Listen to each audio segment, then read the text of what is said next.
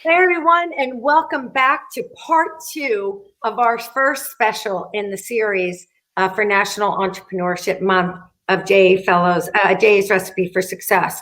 And so with me today, continuing our discussion, are some of our JA Fellows alumni. And I know I mentioned a little bit about JA Fellows before in my first introduction, but now we're in part 2. And I just want to share with you, because you may not realize that these students, during their JA Fellows experience, during their school time, actually learned and applied business skills that helped them to really start new companies while they were in their teens. And so they've taken these skills and they have chosen to go on with their entrepreneurial journeys into the real world and the adult world and after college world. And we're so proud of them, and we love bringing them back and hearing about what they're doing. And so welcome back, everybody. I wanted to just, we talked about mindset and we talked about your businesses a little bit. I wanted to talk a little bit about the challenges, right? I think that young people, all of us sometimes, even me, I look and I go, oh, that's easy. I could be an entrepreneur. I could start a company, right? But I don't think it's as easy as it looks. So I'd love to hear from all of you, maybe what is a challenge that maybe we don't realize from the outside looking in, right? Is this as hard as I think it is? Or is it as easy as it looks from the outside? But tell us a little bit about the challenges and that you're experiencing as you go through building your business. Stefano, you want to start us off? Okay, well, I think Isaac would actually have more experience in this since he started it way longer than all of us here. But something that actually came up recently this past month has just been a challenge for me, has just been kind of like whether if it was like good enough or I had the same skills enough to do or the things that I needed to do as an entrepreneur. I think that was more of like a challenge for me. And after that kind of time, I had to reflect on myself and say, like, you know what, I have all these relationships, I have all these support, why would I ever have to doubt myself of going through this?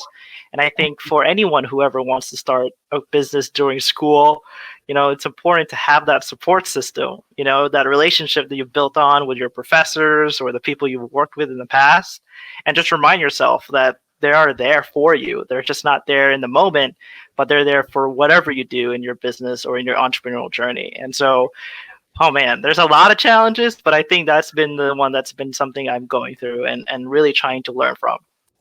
Yeah, you know what? Thank you for being so vulnerable and authentic.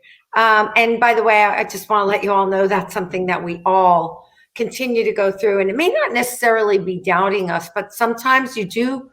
I think what I hear you saying, Stefano, is sometimes you feel like you're in it alone. Right. But then you remember that you have people to help you. You have your teams, you have your families, you have investors, right? Whoever it might be that are helping you along the way. And sometimes we just have to reach out to them. So thank you for sharing that, because I know sometimes that's hard to admit that we're going through that. Romy, how about you? Well, I think that the biggest obstacle for me has been that I've been running this business through my junior and senior year of high school. So last year it was just schoolwork and SAT and ACT mixed with also like running a full-time business. And then this year as well, now that we've like taken it outside of junior achievement and we are on our own doing it, it's business mixed with college applications and still like our senior year of high school, like all that workload. So it's really just about time management, and I'm lucky enough to be in a team with 4 of my other peers and just kind of relying on each other to take on different workloads. So it's just about collaborating and time management. Yeah, again, something that we all struggle with. What you all are experiencing is no different than what most leaders and entrepreneurs are experiencing. Isaac, how about you? I'd say the hardest thing is learning how to lead a team. People management is something that a lot of people going into entrepreneurship kind of overlook. But it's by far the most important part of your business. You have to be a different boss for every single employee, and realize that you're really managing people, and you're managing their livelihood, and you're managing their passions. And having strong emotional intelligence is probably the most valuable trait you can have as a business owner. Yeah. And by the way, again, something that we all work on. I will tell you that for me, I think you have hit on the hardest part of entrepreneurship, of leadership, because I think, look, we're all smart people. You're all smart young people, and you can figure out the problems. But managing other people, right, and figuring out how to empower them and engage them, I think is one of the hardest things we do. So I would have to agree with that one. I mean, they're all challenges, but I think that, and by the way, I will tell you this part. I raise a lot of money, or in your worlds, right? I sell a lot because sales and fundraising are similar. Run the company, do amazing programs, have a deep impact on students, right? Which you guys are all evident of. But at the end of the day, I will tell you the most rewarding part of my job is building the culture and having a team that really wants to be there, is all in sync on their why, right? Why are we here? And always wants to over deliver and do whatever it takes, right, for the success of the team and the organization. It is the hardest thing to do, but I will tell you, stick with it. It is the most rewarding thing, I think, of being a leader and an entrepreneur. So stick with that one. Shatasia, how about you? What's the biggest challenge? The biggest challenge I faced was facing discouragement. Like, it'll be times like where you think that you're doing everything that you can, and you're like discouraged that you don't actually get enough sales, get enough people to buy your stuff, get it. Like, facing discouragement was the biggest challenge for me. I felt like I wasn't good enough. You would have those thoughts in your head like, okay, your product is not different enough from others. But overcoming that challenge and believing in your product will help you from this facing discouragement. Yeah, absolutely. You have to believe in your product, right? And your why. I love talking about our why. So I think, I love talking to you guys. I mean, and it feels like you've had years and years and years of experience of this, because you're just all facing the same challenges that all of us are facing. And so I think, again, I mentioned earlier that I think young people and people in general look at entrepreneurship and they think it's easy, right? But I can hear from the challenges that you're all facing and dealing with that it's not easy. So what's the one piece of advice that you would give to our JA Fellows programs, right? The students coming into the program this year, new to entrepreneurship, new to all of this, what would be the one piece of advice that you would give them? And I'll start with Romy. Well, for JA Fellows specifically, build relationships with the people on your teams and find a team that you can rely on and work with.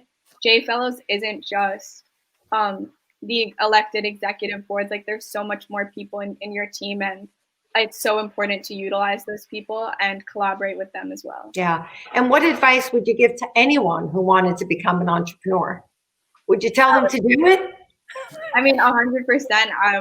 I've loved my experience so far, but I think the most important thing is don't do it on your own, and try and find someone that you can rely on and people that can support you.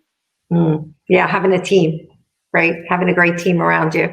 Stefano, how about you? What advice would you give to our students coming in? And then what advice would you give to an entrepreneur, any entrepreneur starting out?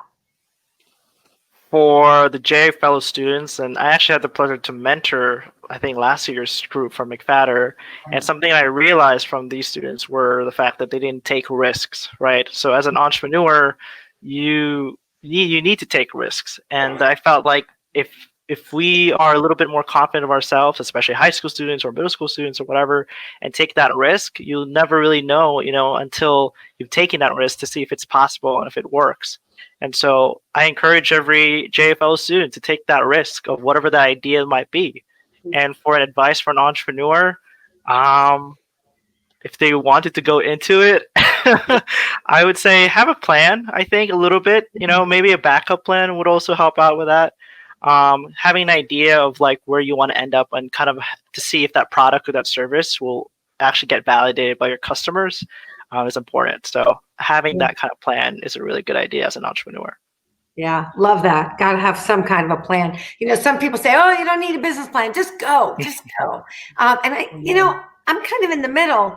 I think you can just go. I don't think you should wait. Sometimes that stops people from moving along because they're so ingrained in having this detailed plan. But I do think you need to know where you're going and a little bit about how you're going to get there. And I love that you kind of said you have a plan A and a plan B. So I kind of like that. So have a contingency plan.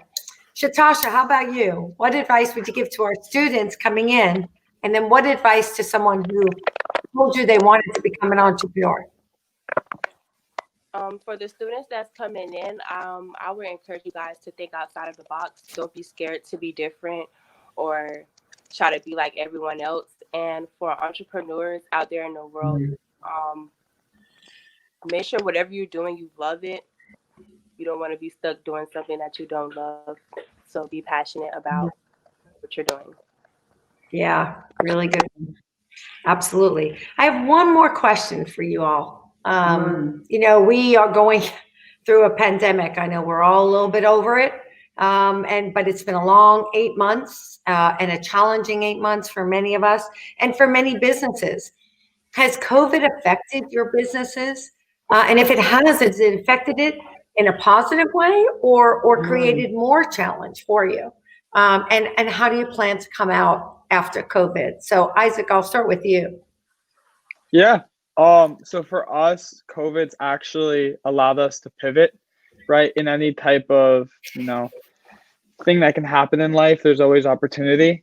So we saw a stronger opportunity within the drop shipping model of corporate gifting. People had to still incentivize their employees, incentivize their clients in these tough times. So our platform actually enabled a lot of companies to do that. And then we also service a lot of large e-commerce companies, and within COVID, their Facebook ad costs dropped significantly. Well, and we allowed them to scale as well. But on our old model that we were doing more focus on before COVID, it was specifically more bulk promo for events, right? And that business dropped about 90%. But it's about understanding your marketplace and trying to find a new opportunity. And I also want to kind of mention something because I didn't get to answer the last question. Oh, I'm so sorry. You're good. Because I just really would love to see this from junior achievement companies. I don't see enough companies. Germany did a good job at it, but go like the B2B market. Try selling to businesses.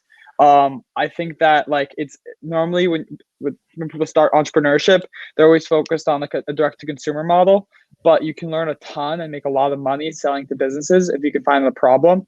Especially if you're working in a tight time span like in junior achievement. So I just kind of challenge people to try that. Yeah, that's really good advice. And yeah, pivoting is something we have all had to do in every business these days.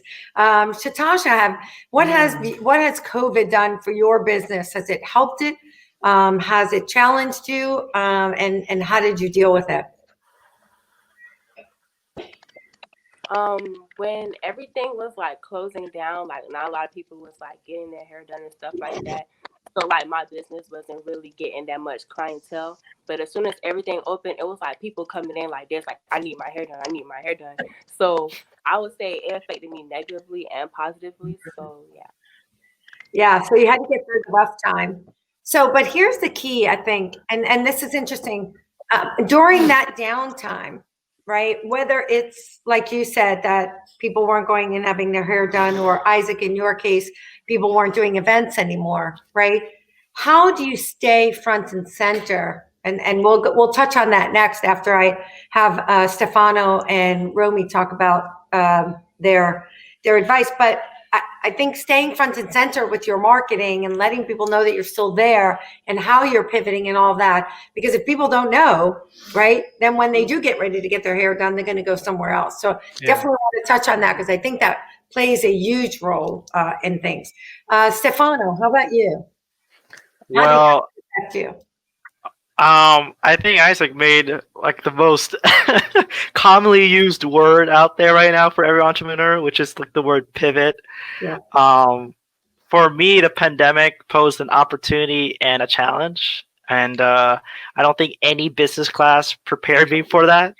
But I think for us, when we realized that we had to transition and kind of really work online remotely with a generation that was never even online in the first place, that made you question like how are you even get them to work with you? And so we started working with NSU, actually, Nova Southeastern, with their Lifelong Learning Institute, which is basically a campus of older adults who are there to learn through academic lessons. And we're trying to partner with them because they have about 100 plus senior citizens, right? These are older adults, 50 plus and above, who are online, actually. So they transition every piece of their members online, and they're taking Zoom classes. I've been in their Zoom classes, and these are like 100 senior citizens now, grandparents or just older adults who are on Zoom, and you thought you'd never see that. And I'm happy to be partnering with them, working with them, as Isaac and just many of the other JA Fellows teams should be looking into is that B2B model, right? Working with them. I experimented with that group, with the McFadder team, about looking at it of selling to businesses because of I guess really the scalability of that. So that's been really an opportunity for us. The challenge was just trying to transition to that online, but I felt like our generation, speaking, just for us, felt like was already ready to be on that online transition remote work, but it was just kind of getting everybody on board. Yeah. I thought you might say that it posed an opportunity during COVID because more and more people wanted to see their families and talk to their families. Yeah. Romy, how about you? So when we started our business with JA Fellows, we hadn't even heard the word coronavirus before. So in no way was Germ Genie planned around this. But starting in March, all of our manufacturers stopped providing completely all the products that we were searching for. So we had to overcome this obstacle in order to get the opportunity to reach a broader market because now our product was in high demand, but it was a lot harder to put together a product. And it was just about overcoming that obstacle, finding new manufacturers, finding new ways to put our product together, that we were able to come to the opportunity of reaching a whole new group of people that now needed our product. Yeah. It's interesting. I mean, there's so many companies that were shut down, right? So we couldn't get product. Isaac, I wonder did you face that challenge as well? From a supply chain perspective, yeah, it was a crazy few months. But things actually flipped, where then there was within China at least, there was a huge drop in production. People stopped ordering. And then you had a lot better negotiating power. So with every challenge comes an opportunity, is what I hear for the most part, right? Exactly, yeah. And I think, I know that while you were in JA Fellows, you did have to do some marketing and you had to get your company's name out there, right? How important has that been for you, right? I mean, Shatasia, you do hair. Those people coming, how did they know to come to you that maybe you had shut down your business? You must have kept in touch with them somehow.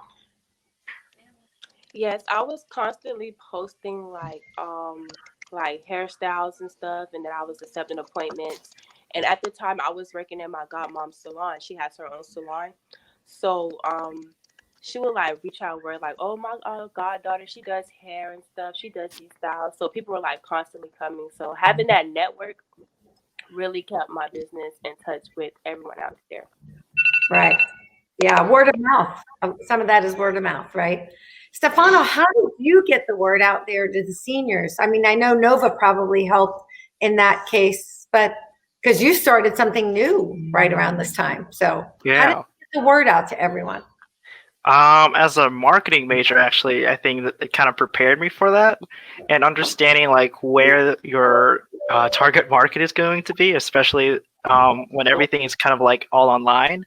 I kind of invested in a lot of like local newspapers, a lot of word of mouth, I think we also spent like advertising money on Nextdoor, so it would be like something a little bit more local for people to like address with. we talked with really a lot of LLIs, a lot of people, and I think being able to have that kind of good relationships with the community and as well as other leaders in the community was able to kind of propel that. So that's how we were able to get that and kind of build that credibility with this older generation. Yeah, I hear it.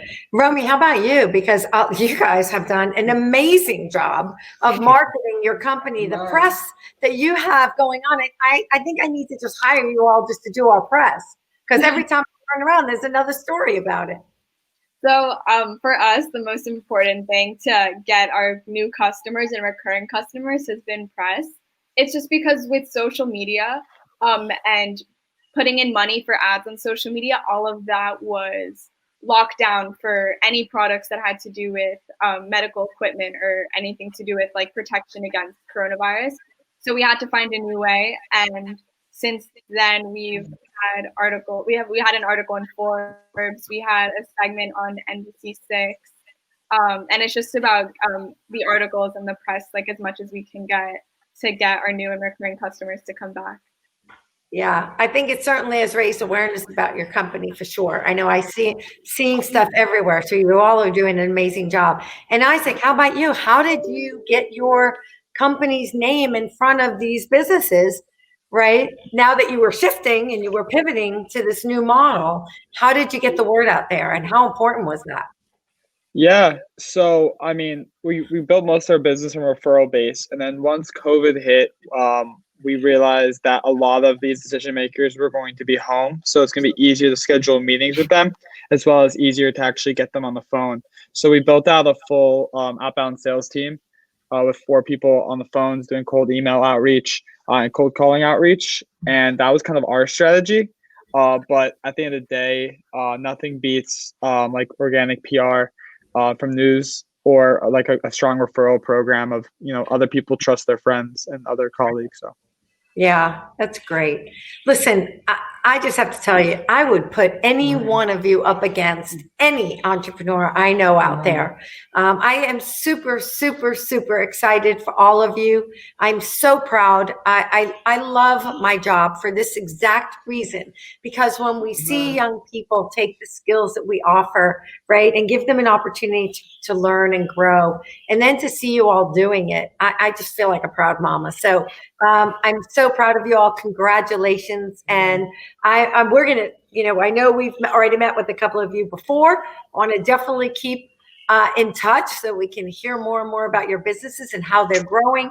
And I know you're going to do more pivoting, new products, new services. I can just see that right now in the future for all of you. And so thank you so much for being here today. And thank you for your innovation, for your dedication, and for just being amazing entrepreneurs and inspiring to all of us. Thank you, Lori. You're welcome. And to everyone watching, look, if this doesn't move you, I don't know what will. So if you have not gotten involved, our young entrepreneurs, these young people had mentors, business people, entrepreneurs from the community who help them to learn and grow. And so there's so many ways that you can get involved during National Entrepreneurship Month, support programs like JA, mentor teams and students like these, but just get out there and get involved and celebrate our entrepreneurs. Thanks everyone for watching. Thank you all for being here. And I look forward to seeing you on our next episode of JA's Recipe for Success.